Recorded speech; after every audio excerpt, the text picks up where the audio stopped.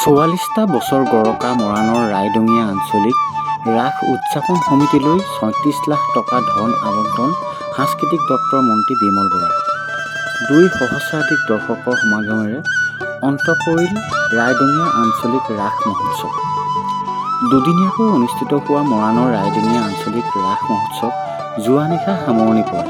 প্ৰত্যেক 2 বছৰৰ অন্তৰে অন্তৰে উদযাপন কৰা এই ৰাসভাগীত এইবাৰ কংস, ৰাধা আদিৰ চৰিত্ৰত অংশ লয় মাজুলীৰ শিল্পীসকলে। প্ৰায় 150 গোপগোপীয়ে অংশ লয় এই ৰাস মহোৎসৱত। 14 তাৰিখৰ প্ৰথম ৰজনী সফল সামৰণি অন্তত কালি দ্বিতীয় ৰজনী অনুষ্ঠিত হয়। প্ৰায় 2 সহস্ৰাধিক দৰ্শকৰ উপস্থিতিত সাংস্কৃতিক দপ্তৰৰ মন্ত্ৰী বিমল বৰাই কালি দ্বিতীয় ৰজনী উদ্বোধন কৰে। 44টা বছৰ গৰকা ৰাসভাগী মন্ত্ৰীজনে উদ্বোধন কৰি ৰাইডঙীয়া আঞ্চলিক ৰাস মহোৎসৱ অনুষ্ঠিত হোৱা প্ৰেক্ষাগৃহটোৰ নিৰ্মাণৰ বাবে ৩৬ লাখ টকা ধন আবণ্টনৰ কথা ঘোষণা কৰে। উদযাপন সমিতিয়ে অতি নিখুঁতভাৱে ৰাসভাগী অনুষ্ঠিত কৰাৰ বাবে উদযাপন সমিতিক ধন্যবাদ জনায় মন্ত্ৰীজনে।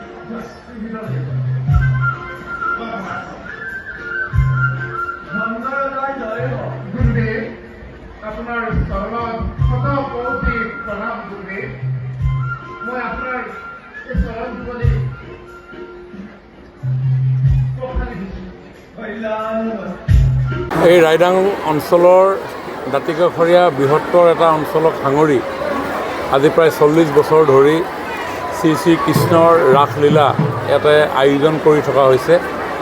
বহু ব্যক্তিৰ আশাসুদীয়া প্ৰয়াস আৰু প্ৰচেষ্টাৰে এখন বৃহৎ সমাজক সাঙুৰি ইমান দীৰ্ঘদিন ধৰি এটা অনুষ্ঠান আগুৱাই লৈ যোৱাটো সঁচাকৈ আমাৰ সমাজখনৰ কাৰণে খুব এটা ইতিবাচক কথা। আৰু ভগৱান শ্ৰীকৃষ্ণৰ ৰাসলীলা সভক্তি প্ৰেমৰ মাধ্যমেৰে এক আত্মিক পৰিৱেশ, আধ্যাত্মিক পৰিৱেশ নিৰ্মাণ কৰাৰ ক্ষেত্ৰত এই অঞ্চলটোত এই সমাজখনে যি উদ্যোগ গ্ৰহণ কৰিছে এই অতি আদৰণীয়। আৰু আজি আমি ৰাস এই আয়োজনত অংশগ্ৰহণ কৰিবলৈ পাই নিজকে সুখী অনুভৱ কৰোঁ। হয়, এইটো দীৰ্ঘদিনৰ পুৰণি এটা অনুষ্ঠান। এই অনুষ্ঠানটো আমি সজীৱ কৰি ৰাখিব লাগিব, শক্তিশালী কৰি ৰাখিব লাগিব। আৰু এই ক্ষেত্ৰত আমাৰ সকলোৰে দায়িত্ব আছে। আমাৰ প্ৰতি আয়োজক সমিতিৰ তৰফৰ পৰা কিছু আহ্বান আছিলে আৰু আহ্বানক আমি সঁহাৰি জনাই এই শ্ৰদ্ধা নিবেদন কৰিছোঁ। যেতিয়া আমি ক্লাছ হাইস্কুলত পঢ়ি থাকোঁ তেতিয়া যতীন চুতীয়া ডাঙৰীয়া, পূৰ্ণানন্দ চুতীয়া ডাঙৰীয়া, জ্ঞানেন্দ্ৰ চুতীয়া ডাঙৰীয়া, চন্দ্ৰ চুতীয়া ডাঙৰীয়াকে আদি কৰি বহু লোক, তেখেতসকল ধৰণী হাজৰিকা ডাঙৰীয়া, তেখেত নাই এতিয়া। তেখেতসকলৰ এইটো যুৱ অৱস্থাত এই ৰাসখনক সজাই পৰাই তুলিবৰ কাৰণে সেই প্ৰয়াসবিলাক ওচৰৰ পৰা দেখিছিলোঁ একেবাৰে। কাৰণ কেইদিনমানৰ আগৰ পৰাই আমাৰ যতীন চুতীয়া ডাঙৰীয়া হাৰমনিয়ামখন লৈ যেতিয়া বজায় পূজাৰীও গানটো মোৰ এতিয়াও মনত আছে, সুন্দৰ পূজাৰী। গতিকে এই কথা বতৰাবিলাক সৰু কালৰ সেই কথা বতৰাবিলাক ভাহি উঠে। এখেতলো খুব সুন্দৰ হৈ আছে, এতিয়াও একেটা গতিৰে এখেতলোকে কাম কৰি আছে।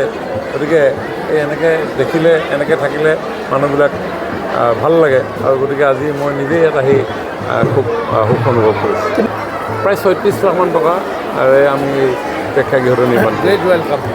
আমাৰ এই ৰাইদঙীয়া আঞ্চলিক ৰাস আজি উদযাপিত হৈ আছে বৰ্তমান সময়ত। যোৱা 14 তাৰিখেও আমি ৰাস অনুষ্ঠিত কৰিলোঁ। কালি মাজুলীৰ শিল্পীয়ে ৰাস অনুষ্ঠিত কৰিছিলে।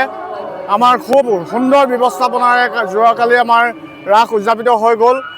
আজি আমাৰ স্থানীয় শিল্পীৰ দ্বাৰা ৰাস উদযাপিত কৰিছোঁ। 1980 চনৰ পৰা এই ৰাসভাগি অনুষ্ঠিত হৈ আহিছে। প্ৰথমতে বছৰে বছৰে হৈছিল যদিও পাছলৈ দ্বিবাৰ্ষিক হিচাপে অনুষ্ঠিত হ'বলৈ ধৰিলে।